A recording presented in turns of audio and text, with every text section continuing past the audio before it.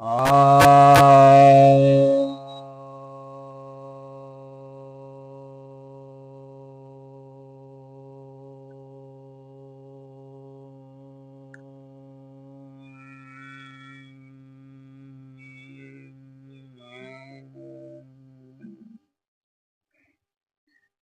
सभी भक्तजनों को सप्रेम नमन।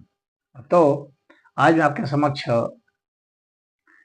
कठोपनिषद के प्रथम अध्याय के द्वितीय वल्ली के छठे मंत्र की व्याख्या करने जा रहा हूं। इसमें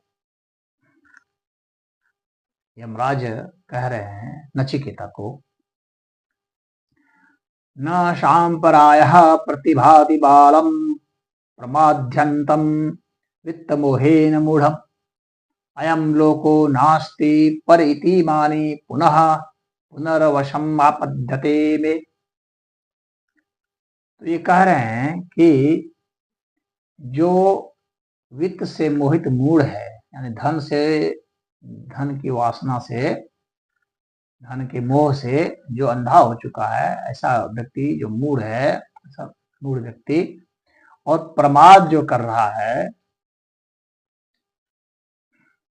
वैसा व्यक्ति, उस तरह का जो मूढ़ व्यक्ति है, तो उसको जो है वह बाल बुद्धि का है, उसको नहीं सूझता परलोक। यानी उसको ये लगता है कि उसकी आंखें जो इतने देखती है बस इतना ही लोक है, जो उसकी आंखें नहीं देख पाती हैं वो है ही नहीं वो लोग। तो ऐसा व्यक्ति जो है बाल बुद्धि का होता है, बच्चों वाली बुद्धि का होता है। तो ऐसा व्यक्ति जो कहता है कि जो है सो बस जो इंद्रियों से देख रहे हो ना, बस यही लोक है और कहीं कोई परलोक नहीं है, इस तरह का मानने वाला व्यक्ति जो होता है वो बार बार जो है मेरे वश में आ जाता है, यानी मृत्यु के वश में वह व्यक्ति बार बार आ जाता है। ये यहाँ पर यमराज नचिकेता को बता रहे हैं। तो आप देखेंगे कि इस तरह की जो बुद्धि है वह किनकी होती है। आप देखेंगे ये जो वामपंथी हैं, कम्युनिस्ट हैं, उनकी ये बुद्धि होती है। तो वो उस समय भी ये कह रहे थे, यमराज जो है नचिकेता के समय में भी इस बात को कह रहे थे। इसका अर्थ क्या है?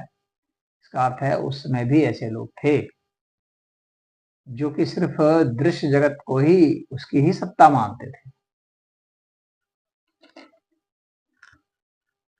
जो इंद्रियों से महसूस की जा सकती है उसी की ही सत्ता मानने वाले लोग उस समय थे। जो इंद्रियों से महसूस करते हैं उसी की ही सत्ता, उतनी ही तक सत्ता मानते थे। ऐसे लोग जो हैं वही लोग उस समय असुर कहलाते थे। ऐसे ही लोग उस समय जो है उनको दैत्य कह लीजिए, राक्षस कह लीजिए, या बाद में जो है बृहस्पति के अनुयायी कह लीजिए, चारावाक के अनुयायी कह लीजिए। तो वे लोग इस तरह की बातों को मानने वाले थे, यानी वेद विरुद्ध कह लीजिए।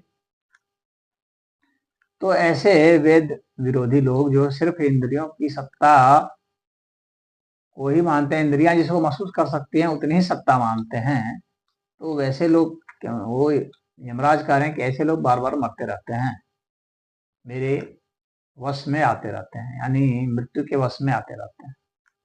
जो सिर्फ मानते हैं कि बस उनकी पत्नी है, उनके बच्चे हैं, ये है जो आंखों से दिख रहा है, धन है, ऐश्वर्य है, मदिरा है, संभोग है, निद्रा है, तो इन्हीं सब चीजों में जो लगे रहते हैं, तो उतना ही तक सोचते हैं कि बस यहीं तक जो है सो है, इसके बाद और कुछ नहीं।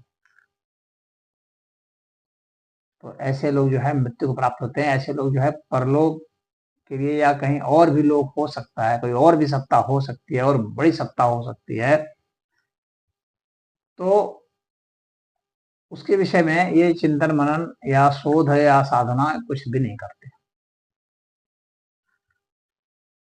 ये सिर्फ उतना ही करते हैं जितने की इंद्रियां जो है उसी को ये सुख मानते हैं, फिर उसी में ये दुख भी पाते हैं, फिर रोते भी रहते हैं और भय से और चिंता से आतुर रहते हैं जीवन भर। इनको एक ही चीज मिलती है, वह चिंता, धन की चिंता, बच्चे की चिंता, पत्नी की चिंता, ये इनको सिर्फ चिंता ही चिंता घेरे रहती है।